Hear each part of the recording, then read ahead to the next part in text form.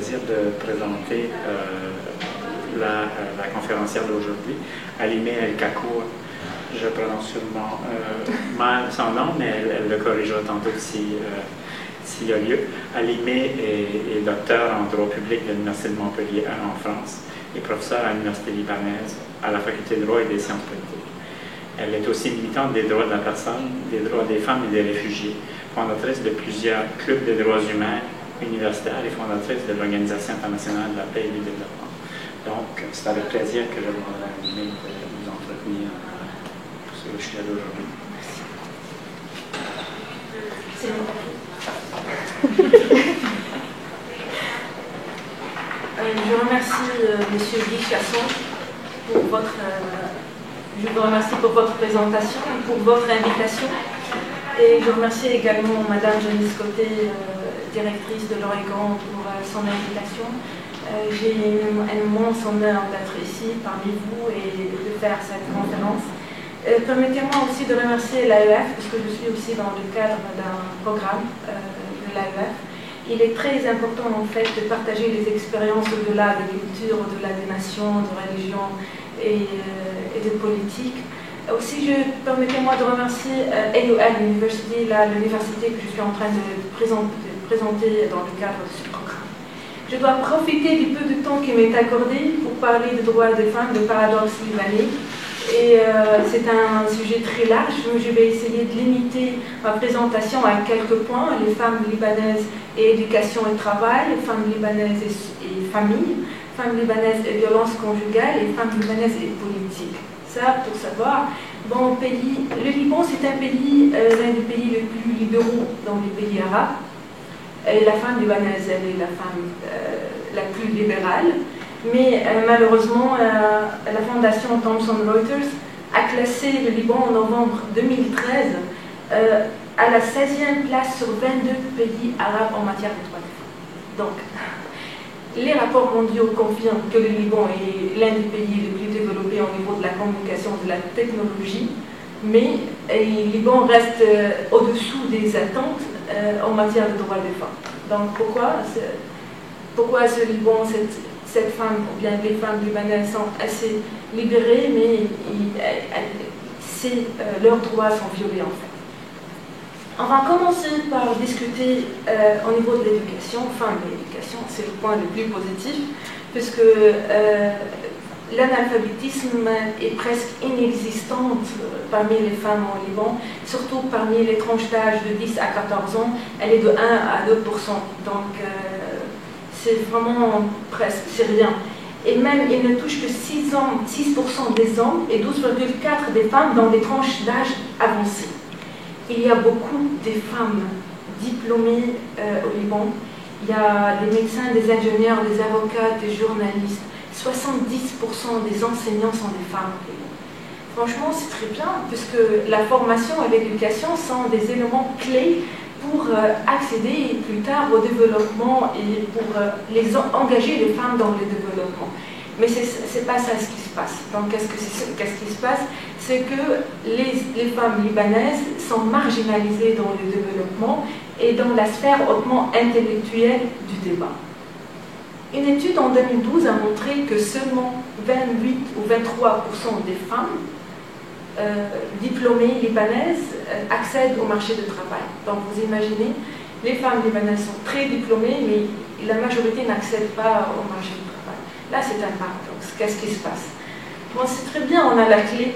La clé, c'est les diplômes, c'est l'éducation pour accéder, mais on n'accède pas. Donc c'est soit le problème de certaines femmes libanaises qui ont la clé, mais qui ne veulent pas utiliser la clé, ça existe, ou bien c'est soit le problème de la clé elle-même, donc de l'éducation, quelle forme d'éducation on offre à ces Libanais, que ce soit femmes ou hommes. Si les femmes sont censées devenir des agents de formation, de changement dans leur société, l'éducation qu'on leur offre doit être un outil de prise de conscience et d'action. Mais ce n'est pas souvent ça ce qui se passe. Donc, c'est bien, mais je vous confirme qu'il y a des femmes libanaises diplômées et qui ont la volonté d'utiliser ces diplômes, d'ouvrir la porte, mais aussi la porte ne s'ouvre pas. Donc, il est bien aussi important de signaler qu'on n'a pas une seule culture au Liban. On a plusieurs cultures, on a plusieurs modèles de femmes, on a tout au Liban. C'est un petit pays, mais avec une grande diversité culturelle. Donc, il y a la femme objet au Liban, il y a la femme intellectuelle, il y a la femme soumise, il y a la femme indépendante, il y a la femme... il y a tout genre de femmes. C'est pour cela que quand je parle des femmes au Liban, c'est jamais absolu. J'essaye de parler un peu en général. Donc, au niveau du travail, même parmi les femmes qui accèdent au marché du travail, là aussi on a beaucoup de pratiques discriminatoires à l'égard des femmes, telles que je ne vais pas tout citer parce que je n'ai pas beaucoup de temps. La loi ratifiée en l'an 2000 n'est pas toujours appliquée en ce qui concerne l'égalité de salaire. Les femmes n'ont pas les mêmes allocations sociales que les hommes. Le congé de maternité est de 7 semaines, c'est insuffisant. Ah oui, si on compare ça au Canada, c'est rien. La femme est la première à être touchée par le licenciement. Absence des lois qui protègent les femmes libanaises de l'harcèlement sexuel. Là, je trouve ça très dangereux parce que je sais, l'harcèlement sexuel, c'est pas seulement une atteinte à la dignité de la femme et de son autonomie, c'est aussi une atteinte à la productivité, à l'économie et au développement, mais quand même, on s'en fout. On ne met pas des lois pour protéger les femmes de l'harcèlement sexuel en milieu de travail. Il y a aussi glass ceiling. Glass ceiling, c'est-à-dire, bon, je ne sais pas, ça n'existe pas en français, mais les femmes libanaises n'arrivent pas souvent à casser ce plafond en verre pour atteindre des postes décisionnels. Il y a des secteurs, comme par exemple le secteur bancaire. Si on rentre dans une banque, on trouve la majorité, c'est des femmes là-bas. Mais si on veut rencontrer le directeur de cette banque, c'est souvent des hommes. Donc, elle existe dans plusieurs secteurs de travail, mais souvent c'est très difficile d'atteindre ces postes décisionnels. C'est partout dans le monde, mais au Liban, ça existe aussi.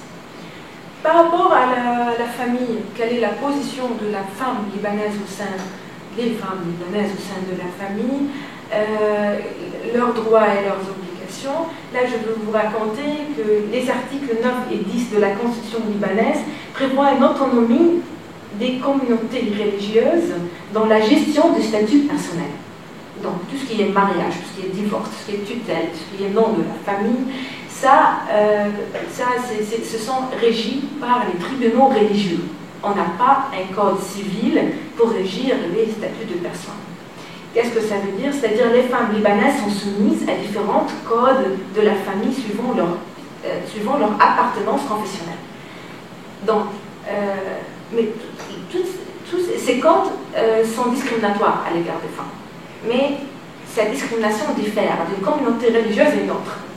Donc, qu'est-ce que ça veut dire en pratique? C'est-à-dire, une femme chrétienne, par exemple, catholique, elle n'a pas les mêmes droits et obligations au sein de la même famille que notre femme maronite ou bien orthodoxe. Oui, c'est choquant, mais c'est comme ça. Une femme aussi musulmane chiite, elle n'a pas les mêmes obligations et droits qu'une femme sunnite, aussi musulmane. Donc, tout ça, ça fait que la discrimination persiste, mais cette discrimination, elle est plus ou moins forte, ça dépend des communautés religieuses. Mais ici, dans tous les tribunaux religieux, la tutelle sur les enfants est celle du père. Et il est seul considéré en charge des enfants. Ça entraîne beaucoup de pratiques discriminatoires. Par exemple, une femme libanaise, elle n'a pas le droit, une mère, elle n'a pas le droit d'ouvrir un compte pour ses enfants mineurs. Il faut l'acceptation du père, puisque c'est lui, en fait, le tuteur. Donc, en plus, elle n'a pas le droit de voyager avec ses enfants mineurs aussi sans l'acceptation du père. Ça, puisque c'est une pratique discriminatoire, je trouve ça... C'est dangereux. Là, en 2014, on n'a pas le droit de voyager avec nos enfants.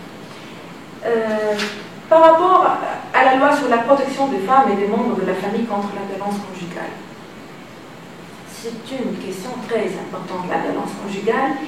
CAFA, c'est une ONG libanaise qui travaille sur la violence des femmes.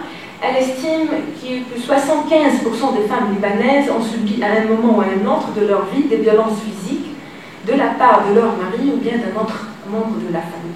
Donc c'est beaucoup, 75% des femmes libanaises. On sait tous et toutes que la violence contre les femmes porte atteinte à leur dignité, à leur autonomie, à leurs droits, elle met en péril leur santé morale et physique et elle détériore leurs conditions de vie. Donc c'est une question très importante, pas seulement au niveau des droits des femmes, mais aussi au niveau de la productivité, au niveau de la croissance économique, au niveau du développement, puisque ça ralentit la croissance et le développement. Malgré tout ça, en fait, l'importance de ça, c'est seulement le 1er avril 2014, donc c'est récent, c'est cette année, que le Parlement libanais a voté pour une loi pour protéger les femmes libanaises du viol conjugal. En fait, c'est pour cela qu'on était classé 16e sur 22 pays arabes en 2013, parce qu'on n'avait pas cette loi aussi. On a encore beaucoup de pratiques discriminatoires à l'égard des femmes. Donc, on a eu, pendant ces 3 dernières années, entre 2010 et 2013, 25 cas de meurtre des femmes libanaises par un membre de leur famille, par leur mari ou bien un membre de leur famille. Et grâce à la pression faite par les médias libanais, à ces cas de meurtre, au rapportage pour parler de ces États, que le Parlement a bougé un petit peu et a voté cette loi. Donc, je ne vais pas parler beaucoup de cette loi parce qu'il y a beaucoup de désavantages et des avantages, mais ça prévoit la protection de la femme, des femmes libanaises du mauvais traitement aux mains de leur mari ou de leur famille. Elle assure également leurs droits au recours juridique. Aussi, on a, selon cette loi, plusieurs articles du Code pénal libanais ont été amendés d'une manière à augmenter les amendes et à rendre les peines plus sévères, ce qui est aussi bien. Mais il y a le point du viol conjugal. Ce point, c'était le plus sensible au Liban. C'était le point le plus débattu. Pourquoi? Parce que les tribunaux religieux et les communautés religieuses ne voulaient pas incriminer, ne voulaient pas sanctionner le viol conjugal. Dans le projet de loi, c'était une incrimination absolue, mais dans la loi, ils ont changé un petit peu la loi pour dire que le viol conjugal n'est pas sanctionné que dans le cas où l'homme frappe, nuit ou menace son épouse pour obtenir ses droits conjugaux selon l'article 3. Donc on a un peu contourné le texte, on a fait seulement le cas de frappe ou menace pour sanctionner le mari. C'est aussi l'interférence, on regarde toujours l'interférence des tribunaux religieux et des communautés religieuses qui ont une grande influence au Liban. Liban et CEDAW. On se demande, est-ce que le Liban a signé la convention fameuse internationale pour l'élimination de toute forme de discrimination contre les femmes? Oui, en 1996, donc c'est très bien. Mais, il y a toujours le mais, le Liban a fait des réserves sur cette convention. Pourquoi? La première réserve, c'était sur l'article 9 concernant le droit égal de la femme à donner sa nationalité à ses enfants. Jusqu'à maintenant, la femme libanaise, elle n'est pas capable de donner sa nationalité à ses enfants. Je ne parle pas de son époux. Ça, on ne discute pas, parce que c'est un rêve. Là, on parle de donner aux enfants la nationalité libanaise. Pourquoi on ne donne pas ce droit? Puisqu'il y a beaucoup de femmes libanaises qui se sont mariées avec des réfugiés palestiniens qui existent au Liban. Et donc ces réfugiés palestiniens sont de majorité musulmane et sunnite. Donc où est le problème? C'est que le problème, si on donne la nationalité à ses enfants, le nombre de musulmans sunnites va augmenter, et donc l'équilibre confessionnel et démographique va être touché, et donc les résultats de l'élection vont être changés. Donc il ne faut pas toucher à ça. On ne touche pas à ça, on prive les femmes libanaises de donner la nationalité aux enfants et à leurs enfants. Mais au niveau pratique, vous imaginez ces enfants qui sont nés au Liban, qui vivent leur vie au Liban, ils ont des problèmes à accéder au système de santé, d'éducation, ils ont des grandes difficultés de trouver un boulot, un travail au Liban. Donc, ils sont incapables l'intégration complète de ces enfants est impossible. Ni l'époux, ni les enfants sont des Libanais au sens juridique du terme. Pourtant, ils sont nés là-bas, ils connaissent que le Liban en fait, mais ils ne sont pas des Libanais. Aussi, le Liban a fait des réserves sur les paragraphes. C-D-F-G de l'alinéa 1 de l'article 16 concernant les droits égaux en matière de mariage, enfant, tutelle, adoption et nom de la famille. Là, on vient d'expliquer ça, puisque ça, ces questions sont régies par les tribunaux religieux, et donc ces règles, elles ne sont pas conformes au droit international public ni aux droits fondamentaux des personnes. Femmes politiques, c'est le dernier point que je vais débattre. Femmes et politique, pourquoi j'ai laissé ça? Pour moi, c'est le point le plus important, puisque si les femmes libanaises n'accèdent pas à la vie politique, à la prise de décision politique, ça veut dire que les violations des droits des femmes vont toujours exister, vont toujours persister. Puisqu'il faut accéder à la prise de décision pour changer, réformer ces lois et pour prendre en considération les besoins essentiels des femmes. Bon, c'est en 2004, seulement en 2004, que pour la première fois, une femme accède à un poste de ministre au Liban. Depuis seules 3 femmes ont occupé des places dans le gouvernement. Le Parlement actuel de 2009 compte 4 femmes sur les 128. Donc 4 femmes sur 128, c'est rien. C'est qui ces femmes? Il faut que je parle de ça. C'est Trida Jaja, c'est l'épouse d'un homme politique, c'est Bahia Halil, c'est la sœur d'un homme politique.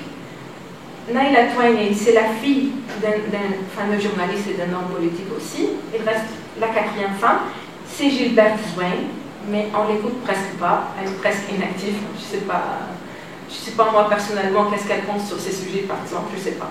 Elle est presque inactive. Donc c'est ça.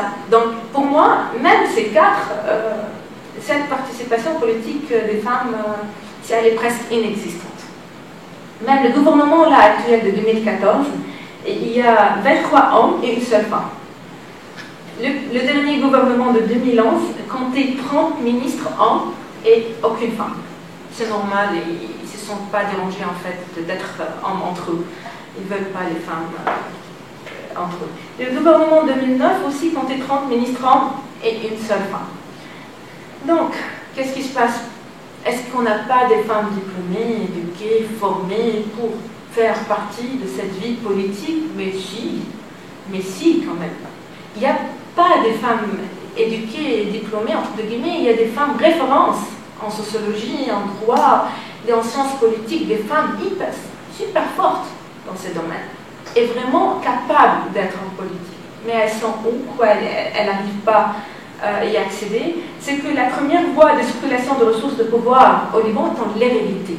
Les familles, c'est les mêmes familles. Si vous écoutez, par exemple, des nouvelles de 50 ans, vous écoutez les mêmes familles existent maintenant. Donc il faut, pour accéder à un poste politique, il faut être un membre de cette famille qui a l'influence politique. On hérite les postes politiques. La deuxième voie est celle de la richesse économique. Ça, c'est universel, je crois, c'est partout dans le monde.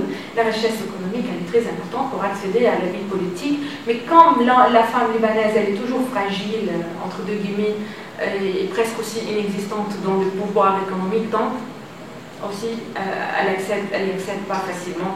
La troisième voie de circulation, c'est bien sûr de pouvoir, c'est les partis politiques confessionnels au Liban. Et lui, ça existe, mais à mon avis, pas beaucoup, puisqu'il n'y a pas de démocratie interne au sein de ces partis politiques. Donc, c'est pas vraiment un moyen très fort pour accéder à la vie politique. Donc, il faut réformer, bien sûr, la loi électorale, qui pour moi c'est un avis personnel. Cette loi électorale, on avait toujours des problèmes avec les lois électorales au Liban, puisque ça ne représentait pas seulement que la femme libanaise, elle ne représentait pas tous les Libanais. Donc, puisque sont faites à la taille des partis politiques et de ces familles politiques. Donc, ça, il faut bien sûr changer ces lois électorales. Il faut inclure les quotas aussi des femmes pour blesser ou bien pour donner une opportunité aux femmes libanaises d'y participer. Mais à mon avis, c'est très difficile. Pourquoi? Parce que la question des femmes libanaises n'était jamais une priorité pour les gouvernements libanais, n'était jamais une priorité pour l'État libanais.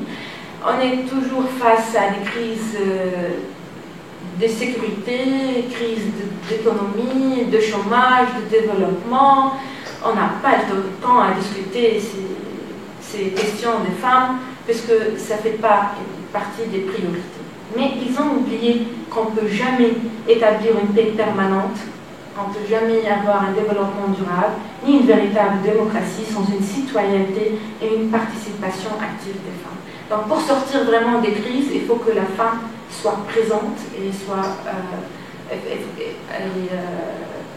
qu'elle soit aussi une citoyenne au sens du terme, au bon sens du terme. Merci.